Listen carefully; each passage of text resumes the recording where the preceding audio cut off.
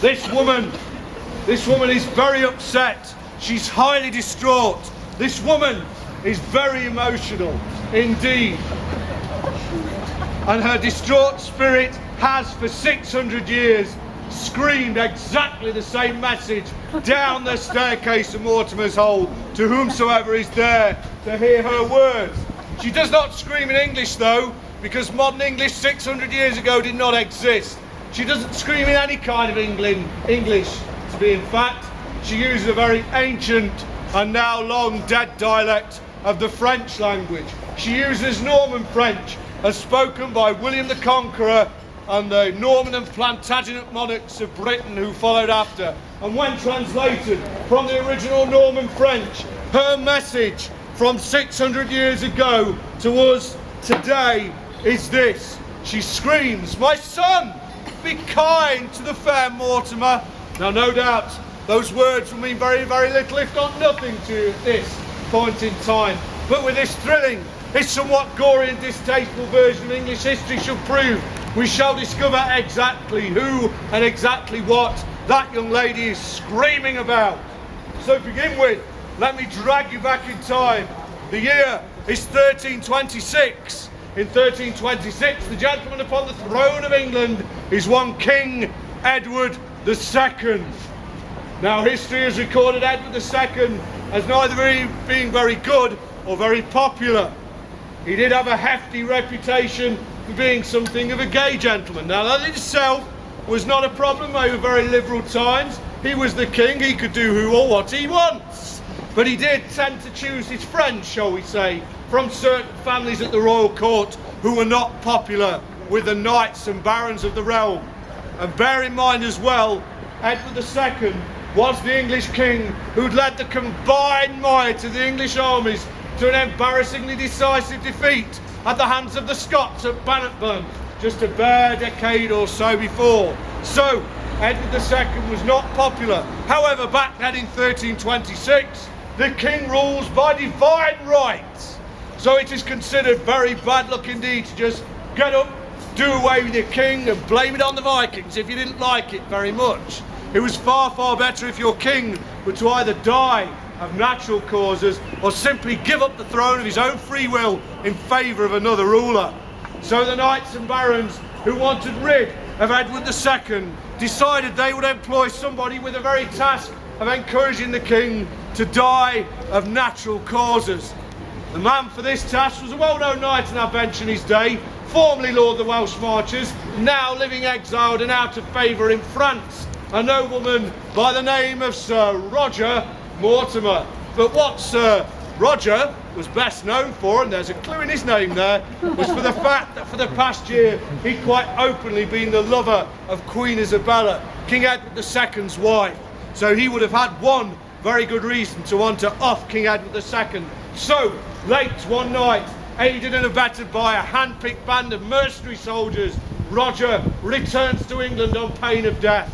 Before too long, he has managed to engineer the kidnap of Edward II, who is then taken with great speed to Berkeley Castle in Gloucester, which still stands. Once there, he deposits King Edward II into a very, very unpleasant dungeon indeed, a dungeon of a design known as an oubliette dungeon. The oubliette is built directly into the ground below one's feet and is shaped in profile like an old-fashioned brandy bottle. The only way to gain entrance is to be lowered down the bottleneck entrance shaft, then to be dropped into the dungeon below. That, as its name would suggest, the victim is forgotten about and left to rot. Now, the oubliette at Berkeley Castle actually had two uses, I'll have you know. The first use, of course, was a very good place of imprisonment. The second use was a very convenient toilet, sewer and general dump for the rest of the castle. So all of the raw sewage, rotting meat, festering animal carcasses, diseased vegetation, the contents of bedpans, sick buckets, amputated limbs and the old worn out leeches that the doctors did not want anymore would all be cast down the bottleneck entrance shaft to serve as the only source of food for the prisoner and as a medieval forerunner of the Atkins diet. Now, anybody who spent any kind of time in the oubliette before King Edward II would generally have had the good sense to die peacefully in their sleep one night after about a month or so. But not so King Edward II. It would seem that after 6 months of his regular diet of raw sewage and rotting meat, that the king is still alive and well. Roger Mortimer hears of this and starts to get impatient. So late one night, he returns to Berkeley Castle with just 2 of his most trusted men to hurry the process of death by natural causes along. Once there, he lowers his 2 men into the bottleneck shaft with the king below. Once down there, one of these hired thugs holds the king, now severely weakened, face down to the floor, whilst the other one takes up position behind him with a red-hot, glowing iron poker in his hand. He then proceeds to ram the red-hot poker at part of the king's body from whence the sun never did shine out. And 'tis said that King Edward II died in some small discomfort a very short while thereafter. Now, ladies and gentlemen, I will digress just for a moment from the main body of the story and give you a little history lesson and describe that scene in a bit more graphic detail. Now, that particular form of assassination was very popular in its heyday, not with all the victims, but most of the assassins liked it, and it was known, amongst other similar names, as horning the fox. The reason being is that a specially prepared horn would be inserted first of all into the victim's anal orifice. Another question for the dinner table, kids. And then a selection of glowing red-hot iron bars would be slid through the horn into the victim's lower gut. This would have the effect of burning them from the inside out, causing irreparable damage to major internal organs, burning the hole shut on the way out. The reason that they did this is that horn cut from cattle is one of nature's perfect natural insulation materials. Therefore, no burns, no marks, no scalds are left on the body to show how they died. So by their standards of medical science, in the early medieval period, it is completely undetectable. So there you have it, fine old English assassination tradition of horning the fox. Certainly worthy of a place on an assassination top 10, just a couple of spaces below traditional English Morris dancing, which, as we all know, is more painful and takes longer to act. Right, so back to the story. This finally came to pass in the year 1327. In 1327, King Edward II has finally died, leaving his grieving widow, Queen Isabella, to rule on the throne in his stead. However, the man with all the real power, the man who stands behind the throne, whispering commands into his sweetheart's ear, is their lover, the king's assassin, Mr. Roger Mortimer. Now, the knights and barons who had originally employed Roger with the dastardly deed of doing away with the king had not quite counted on him usurping this position of authority in quite the way he did. So they decide that they must now work to get rid of Roger and to get a legitimate heir back upon the throne. Unfortunately for them, the only legitimate heir in 1327 is the then imaginatively named Edward, wait for it, III, who is only 14 years old and not old enough to rule his own name. So the knights, barons and king must bide their time for another 3 years, and so they do, and we arrive at the conclusion of this sorry tale. The date is October the 19th, 1330. On that day up there in Nottingham Castle, the English Parliament is held. At the Parliament is every ruling knight, noble in the land, as well as Edward III, now old enough at 17 to rule. But there's also his mother, Queen Isabella, Roger Mortimer and Roger's soldiers. After Parliament's business is done, a banquet is laid out.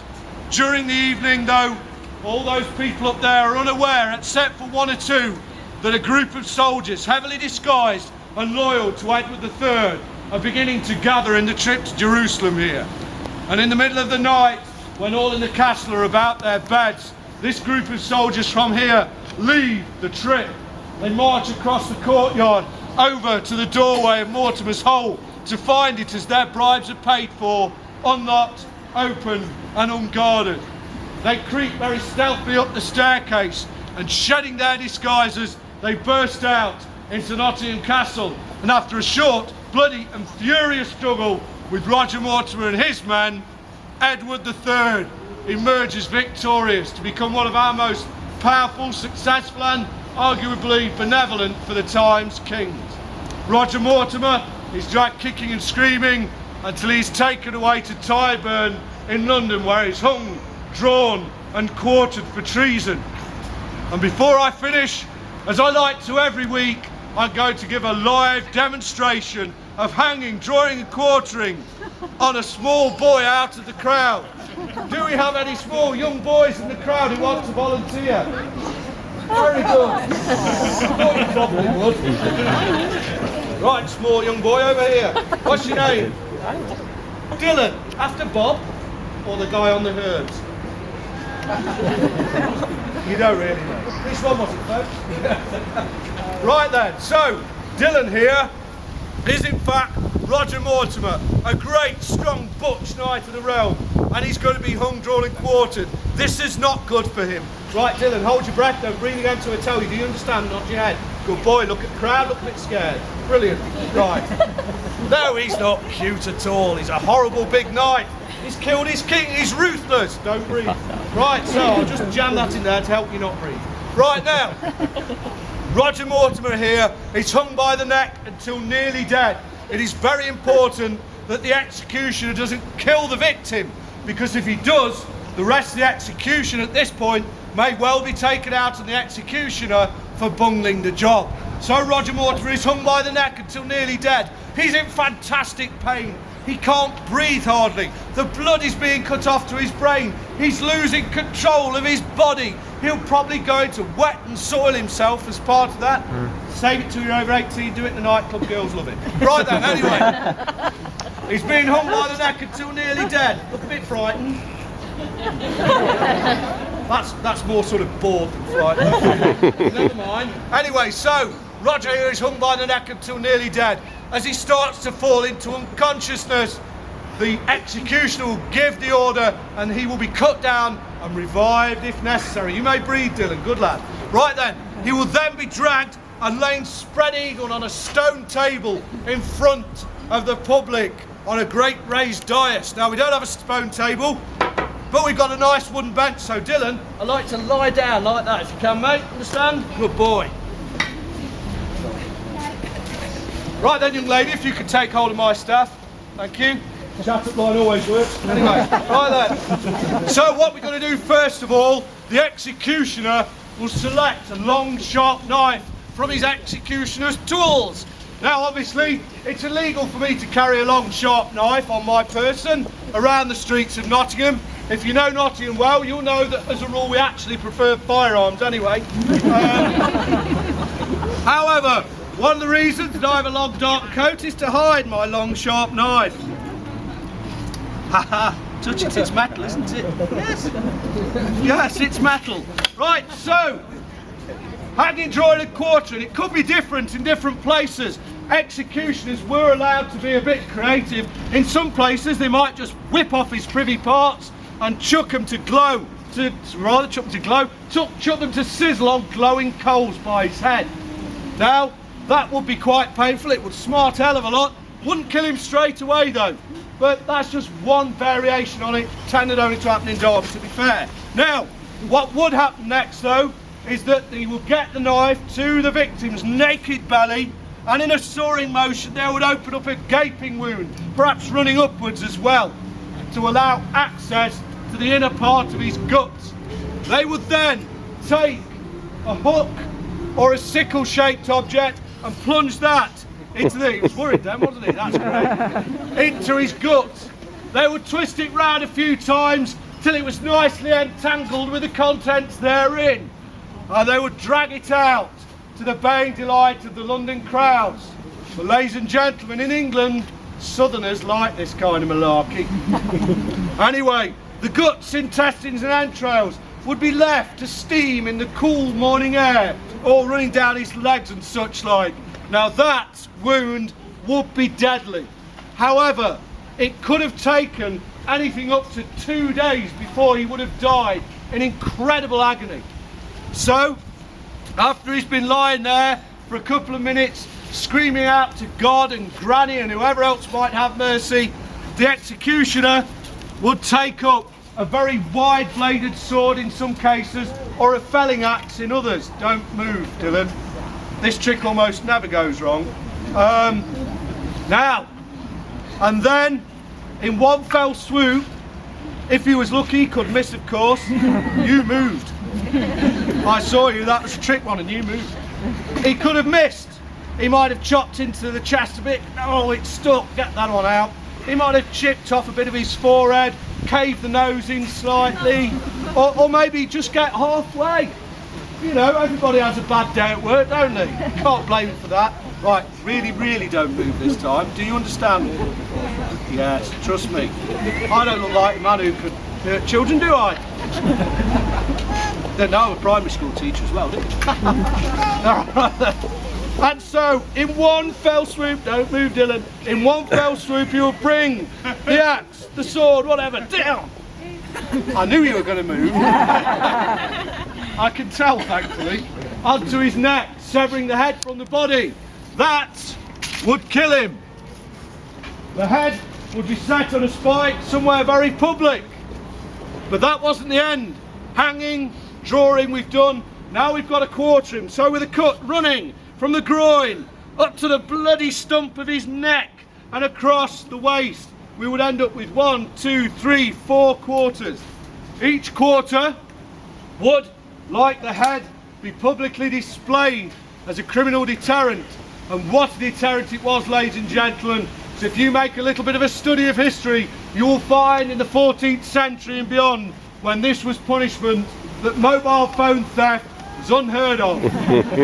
So, thus was the fate of Roger Mortimer, and also the fate of more famous criminals in years to come, such as around about 300 years or so afterwards, the fate of Guy Fawkes, and only last century, the fate of Mel Gibson. Thank you, young man. Big round of applause for Dylan there. Hey.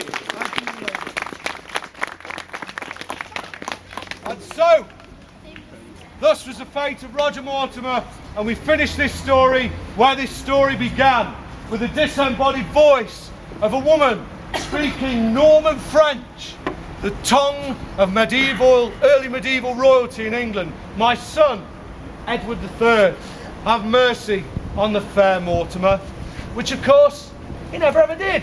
Good on him. Anyway, right then, so ladies and gentlemen, I'm going to move us on now.